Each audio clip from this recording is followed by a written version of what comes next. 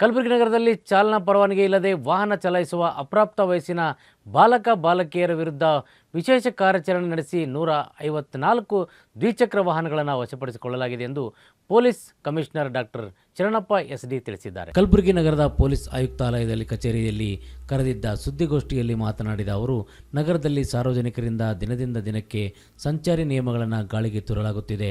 ಬೇಕಾಬಿಟ್ಟಿ ಸಿಗ್ನಲ್ ಉಲ್ಲಂಘನೆ, triple riding, ಅಪ್ರಾಪ್ತರಿಂದ bike ಚಾಲನೆ ಸೇರಿದಂತೆ ಪರವಾನಗಿ ಇಲ್ಲದ ವಾಹನಗಳು ಚಲಾಯಿಸುವ ಘಟನೆಗಳು ಹೆಚ್ಚಾಗಿ ನಡೆಯುತ್ತಿವೆ. ಅದನ್ನು ತಡೆಗಟ್ಟಲು ಮೊದಲ ಹಂತವಾಗಿ ವಿಶೇಷ ಕಾರ್ಯಾಚರಣೆ ನಡೆಸಿ 154 ಬೈಕ್ ವಶಕ್ಕೆ ಪಡೆದು ಅಪ್ರಾಪ್ತ ವಯಸ್ಸಿನ ಮಕ್ಕಳ ಪಾಲಕರಿಗೆ ಖಡಕ್ ಎಚ್ಚರಿಕೆ ನೀಡಲಾಗಿದೆ. ಮತ್ತೊಮ್ಮೆ ನಿಯಮಗಳನ್ನು ಉಲ್ಲಂಘಿಸಿದಲ್ಲಿ ಅವರ ವಿರುದ್ಧ ಕಾನೂನು ಕ್ರಮ ಜರುಗಿಸಲಾಗುತ್ತದೆ ಎಂದರು. ಜಪ್ತಿ ಮಾಡಿಕೊಂಡ 154 ದ್ವಿಚಕ್ರ ವಾಹನಗಳನ್ನು ದಂಡ ಪಾವತಿಸದೆ ಎಚ್ಚರಿಕೆ ಕೊಟ್ಟು ವಾಪಸ್ ಹಿಂತಿರುಗಿಸಲಾಗಿದೆ. ಒಂದು ವೇಳೆ ಮತ್ತೊಮ್ಮೆ ಅಪ್ರಾಪ್ತರಿಗೆ ವಾಹನಗಳನ್ನು ನೀಡಿದರೆ ಈಗ ಲಾಸ್ಟ್ 1 ವೀಕಲ್ಲಿ ನಾವು ನೋಡಿದಾಗ ಒಟ್ಟು 154 ಈ ಮೈನರ್ಸ್ ಏನು ವಾಹನ ಸಂಚಾರ ಚಾಲನೆ ಮಾಡ್ತಾಯಿದ್ರು ಅವರ ವಾಹನಗಳನ್ನು ನಾವು ಸೀಸ್ ಮಾಡಿದ್ದೀವಿ. ಒಂದು ಕೆಲವು ಸಾರ್ವಜನಿಕರಲ್ಲಿ, ತಂದೆ ತಾಯಂದರಲ್ಲಿ, ಈ ವಿದ್ಯಾರ್ಥಿಗಳಲ್ಲಿ ಕಾನೂನು ಬಗ್ಗೆ ಅರಿವಿಲ್ಲ ಅಂತಲೂ ನಾವು ಇಟ್ಕೊಂಡ್ರೆ ಇದನ್ನು ನಾವು ಅವರಿಗೆ ಒಂದು ಎಚ್ಚರಿಕೆಯಾಗಿ ಅವರ ಮುಖಾಂತರ we want to use them as ambassadors. ನಮ್ಮ ಈ ಸಂಚಾರಿ ನಿಯಮಗಳನ್ನು ಪಾಲನೆಗೆ ಏನು ಒಂದು ರಾಯಭಾರಿಗಳ ಥರ ಅವರು ಹೋಗಿ ಎಲ್ಲರ ಬಗ್ಗೆ ಒಂದು ಈ ನಿಯಮಗಳ ಬಗ್ಗೆ ಒಂದು ಅವೇರ್ನೆಸ್ ಕ್ರಿಯೇಟ್ ಮಾಡಲಿಕ್ಕೂ ಕೂಡ ಅವರಿಗೆ ನಾವು ಈಗ ಮನವಿ ಮಾಡಿದ್ದೀವಿ. ಮತ್ತು ಅವರು ಕೂಡ ಫಸ್ಟ್ ಅವರು ಏನು ಟ್ರಾಫಿಕ್ ನಿಯಮಗಳಿದೆ, ಸಂಚಾರಿ ನಿಯಮಗಳು ಕಡ್ಡಾಯವಾಗಿ ಪಾಲನೆ ಮಾಡಬೇಕು ಅಂತ ಹೇಳಿದ್ವಿ. ಮತ್ತು ಅವರ ಏನು ಸೀಸ್ ಆಗಿರುವಂಥ ವೆಹಿಕಲ್ಸ್ ಇದೆ ಕಂಪ್ಲೀಟ್ ನಮ್ಮ ಹತ್ರ ಡೇಟಾಬೇಸ್ ಇದೆ. ಈಗ ಮೈನರ್ಸ್ಗಳಿಗೆ ಒಂದು ವಾಹನಗಳನ್ನು ನೀಡಿದರೆ ಕಾನೂನು ಯಾವ ರೀತಿ ಇದೆ ಅಂತ ಹೇಳಲಿಕ್ಕೆ ಇಷ್ಟಪಡ್ತಾರೆ. ನಮ್ಮ ಮೋಟ್ರ್ ವೆಹಿಕಲ್ ಆ್ಯಕ್ಟಲ್ಲಿ ಸೆಕ್ಷನ್ 199A ಯಾರಾದರೂ ಅಪ್ರಾಪ್ತ ವಯಸ್ಸಿನವರಿಗೆ ವಾಹನ ಚಾಲನೆ ಮಾಡಲಿಕ್ಕೆ ನೀಡಿದರೆ 3 ವರ್ಷದವರೆಗೆ ಸಜೆ ಮಾಡ್ಬೋದು, ಕಾರಾಗೃಹಕ್ಕೆ ಕಳಿಸ್ಬೋದು ಮತ್ತು 25,000ವರೆಗೂ ದಂಡ ಇದೆ. ಅಪ್ ಟು 3 ಇಯರ್ಸ್ 3 ವರ್ಷದವರೆಗೆ ಕಾರಾಗೃಹದ ಶಿಕ್ಷೆ ಮತ್ತು 25,000 ರೂಪಾಯಿಯ ದಂಡ ಇದೆ.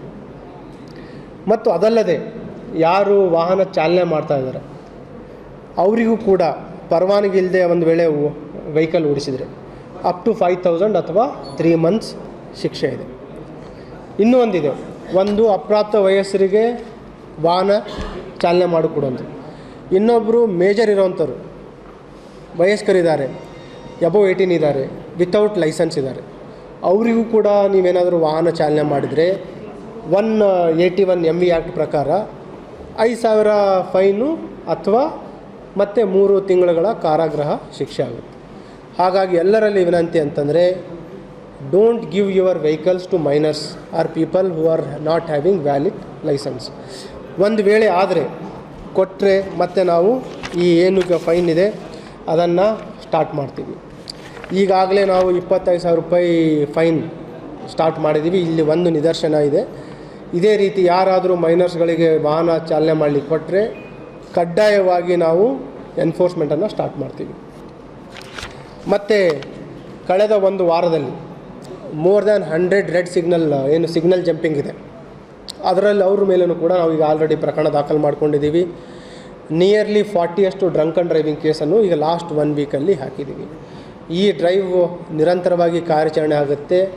ಎಲ್ಲಿವರೆಗೆ ಅಂತಂದರೆ ಎಲ್ಲರೂ ತಾವು ಇಲ್ಲೇನು ಸಾರ್ವಜನಿಕರು ಸೇರಿದ್ದಾರೆ ಮತ್ತು ಯಾರು ತಮ್ಮ ಮಾಧ್ಯಮದ ಮುಖಾಂತರ ಈ ಸಂದೇಶ ತಲುಪ್ತಾ ಇದೆ, ತಮ್ಮೆಲ್ಲರ ಒಂದು ಹಿತಾಸಕ್ತಿಯಲ್ಲಿ ತಮ್ಮ ಮಕ್ಕಳ ಒಂದು ಸುರಕ್ಷತಾ ದೃಷ್ಟಿಯಿಂದ ಹೇಳ್ತಾ ಇದ್ದೀವಿ, don't give your vehicles to minors. ಮತ್ತು ಒಂದು ವೇಳೆ ಅವ್ರಿಗೇನಾದರೂ ತಾವು ಅವ್ರಿಗೆ ಶಾಲೆಗೆ ಹೋಗಬೇಕು, ಕಾಲೇಜ್ ಹೋಗಬೇಕು ಅಂತಂದರೆ ಸೈಕಲ್ ಕೊಡಿಸುವಂಥದ್ದು ಮಾಡಿ, ಅಥವಾ ಪರ್ಯಾಯ ಅವರಿಗೆ ಡ್ರಾಪ್ ಮತ್ತು ಪಿಕಪ್ ಮತ್ತು ಡ್ರಾಪ್ ಮಾಡುವಂಥ ವ್ಯವಸ್ಥೆಯನ್ನು ಮಾಡಿ ಆಟೋದಲ್ಲಿ ಹಾಕಿ ಕಳಿಸ್ಬೋದು, ಅಥವಾ ಸ್ಕೂಲ್ ಕಾಲೇಜ್ ಬಸ್ಗಳಲ್ಲಿ ತಾವು ಕಳಿಸುವಂಥದ್ದು ಮಾಡ್ಬೋದು. ಅದನ್ನು ಬಿಟ್ಟು ಮಕ್ಕಳ ಒಂದು ಭವಿಷ್ಯದ ಬಗ್ಗೆ ಆಟ ಆಡೋದು ಬೇಡ.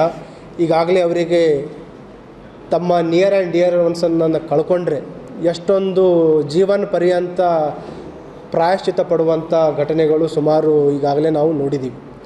ಆ ಘಟನೆಗಳನ್ನು ಅವುಗಳಿಂದ ನಾವು ಪಾಠ ಕಲಿತು ನಮ್ಮ ಮಕ್ಕಳಿಗೆ ನಾವು ಕಾನೂನನ್ನು ಉಲ್ಲಂಘನೆ ಮಾಡಲಿಕ್ಕೆ ಅವಕಾಶನ ಮಾಡಿಕೊಡಬಾರ್ದು ಅಂತ ಈಗಾಗಲೇ ಎಚ್ಚರಿಕೆಯನ್ನು ನೀಡಿದ್ದೀವಿ.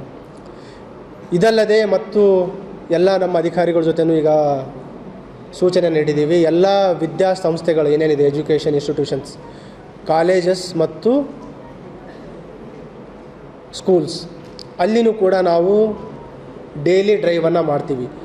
ಯಾರು ವಿದ್ಯಾರ್ಥಿಗಳು ವಿತೌಟ್ ವ್ಯಾಲಿಡ್ ಲೈಸೆನ್ಸ್, ಮೈನರ್ಸ್ ಯಾರು ಅಲ್ಲಿ ವಾಹನಗಳನ್ನು ಚಾಲನೆ ಮಾಡ್ತಾರೆ ಅವ್ರ ಮೇಲೆ ನಿರ್ದಾಕ್ಷಿಣ್ಯವಾಗಿ ನಾವು ಕ್ರಮವನ್ನು ಕೈಗೊಳ್ತೀವಿ. ಮತ್ತು ವಿದ್ಯಾಸಂಸ್ಥೆಗಳಿಗೂ ನಾವು ಮನವಿ ಮಾಡ್ತೀವಿ, ಅವರು ಕೂಡ ಎಲ್ಲ ಅವ್ರದ್ದೇನು ಬೆಳಗ್ಗೆ ಅಸೆಂಬ್ಲಿ ಇರುತ್ತೆ ಆ ಸಂದರ್ಭದಲ್ಲಿ ಮಕ್ಕಳಿಗೆ ಒಂದು ಎಜುಕೇಟ್ ಮಾಡಬೇಕು, ಅವೇರ್ನೆಸ್ಸನ್ನು ಮಾಡಬೇಕು. ಮತ್ತು ಅಲ್ಲಿ ಆ ಸಂದರ್ಭದಲ್ಲಿ ಅವರು ಸ್ಥಳೀಯ ಪೊಲೀಸರಿಗೆ ಕರೆದು ಅವ್ರ ಮುಖಾಂತರನೂ ಕೂಡ ನಾವು ಈ ಒಂದು ಅವೇರ್ನೆಸ್ ಡ್ರೈವನ್ನು ಕೂಡ ನಾವು ಮಾಡ್ತೀವಿ. ನಿರಂತರವಾಗಿ ಈ ಕಾರ್ಯಾಚರಣೆ ಮುಂದುವರಿಯುತ್ತೆ.